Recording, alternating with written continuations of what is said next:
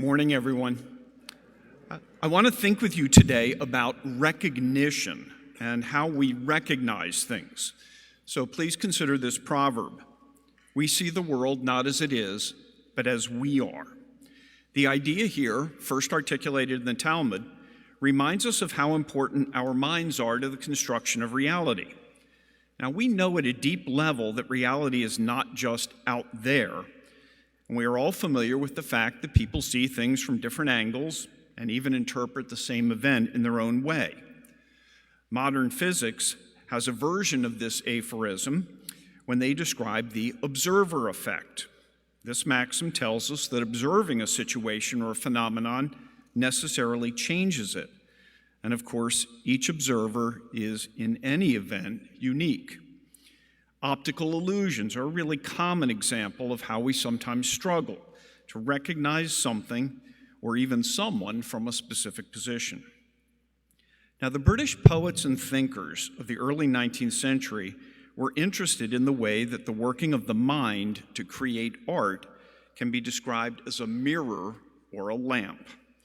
The mirror is the way that the mind reflects reality and takes things in, and this was the inherited view at the time. The lamp is the way the mind casts light into darkness, thereby directing what gets seen and, depending on the intensity of the light, how well it gets seen.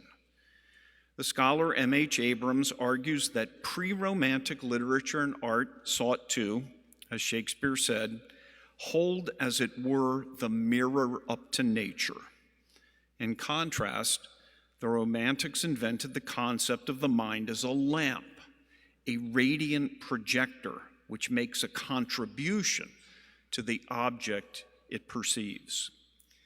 But I suggest to you that the Trinitarians had already adopted and deployed the metaphor of the lamp to the particular art of living some 600 years before these British thinkers, and that the Trinitarians refused to accept a false binary between the mirror and the lamp, but insisted that the mind is both and that we need to develop both. That refusal to accept an either-or world is what makes them specialists in recognition and recognizing things. It makes them specialists in the art of living. The Trinitarian call to us, their invitation to us, is to develop as people who become specific witnesses, particular kinds of observers who are capable of recognition of others and of ourselves. There are several recognition narratives in the Gospels. Luke tells us that after the death of Jesus, the two men are walking on the road to Emmaus, and Jesus joins them. They walk and talk the entire way without recognizing him until the end of the journey when they eat together. At that point, the men scour their memories and realize they should have recognized Jesus. But part of what prevents them from recognizing him is that they are focused on their own story and their own reaction to the events they are discussing. The lamp of the mind is not properly directed, and the mirror of their minds is not attentive to the outside reality. But once they do recognize him, they return to tell others. The evangelist John tells us in another story that several apostles are coming in from a frustrating night of fishing when a stranger calls to them from the shore. "Friends, haven't you any fish?" "No," they answer. The stranger says, "Throw your net on the right side of the boat and you will find some." And when they did, they were unable to haul the net in because of the large number of fish. Then the disciple whom Jesus loved said to Peter, "It is the Lord." As soon as Simon Peter heard him say, "It is the Lord," he wrapped his outer garment around him and jumped into the water. It is only then that the apostles, Jesus' best friends, recognize him. Again, the lamps of their minds are not properly lit, and their immediate, and until then discouraging task of fishing has blocked the mirror of the mind from taking in Jesus until he clears them of that burden. Day-to-day jobs and duties and preoccupations of any kind will occlude our vision of the divine. To my mind, though, the greatest recognition narrative we have is the gospel that we read today and that we read every St. John de Matha feast day. It seems initially to be about the ability to recognize Jesus in others, and of course that is part of it.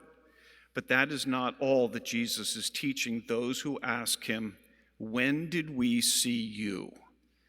We also need to recognize the spark of the divine in ourselves, because that will obligate us to treat ourselves in a particular way, not with the hubris of a God who can get away with doing anything, but with the humility of a God who washes the feet of others, who feeds the multitudes, who embraces the commandment that replaces all the other commandments. Love God, love your neighbor as yourself. And this command is really just one verb, love. In our gospel, Jesus calls attention to the failure of even the saved to use their minds as a lamp. Interestingly, neither the saved or the damned see Jesus in the hungry, thirsty, naked, and imprisoned. Both groups fail to recognize the divine in the outcasts. But the saved act in a way that connects them to the marginalized, and this makes them open to using the imagination as a lamp, open to the sacramental imagination that infuses all things with divinity. The Trinitarians are masters of mirrors and lamps. In the 16th century, Father Roque opened a hospital and a college in North Africa. Father Bartolome Serrano founded 5 hospitals. 4 of them were in prisons. These are hospitals that took care of the least of our brothers. But that's not possible without the recognition of the divine in themselves, which is what gives them the strength to hold themselves to the task.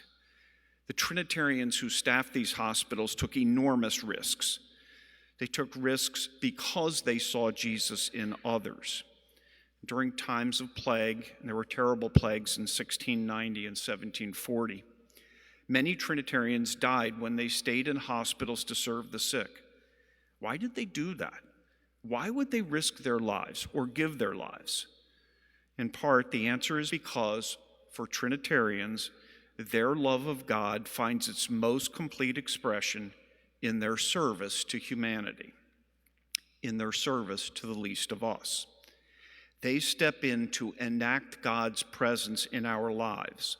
They live the mirror and the lamp. Father Robert Gauguin helped free more than 700 captives between 1482 and 1490. He worked tirelessly to make sure the Trinitarians were staffed with teachers and doctors, so that when captives were freed, they would be taken care of. Father Bernard of Metz oversaw the ransoming of more than 1,000 captives in the late 1500s. They recognized that it is not enough to ransom the captive. He or she will need to be taken care of. The Catholic Encyclopedia estimates that the Trinitarians have been directly responsible for the ransoming of more than 140,000 captives since their founding. But those captives all had families who were impacted by their enslavement and their freedom. Those freed captives and their families all have descendants, and those families have gone on to have families for more than 800 years. The number of people who have been impacted by the Trinitarians cannot be calculated, though it must be in the hundreds of millions. We are the inheritors of the mission. We are privileged to be the ones they teach to use the mirror and the lamp in the art of constructing our lives.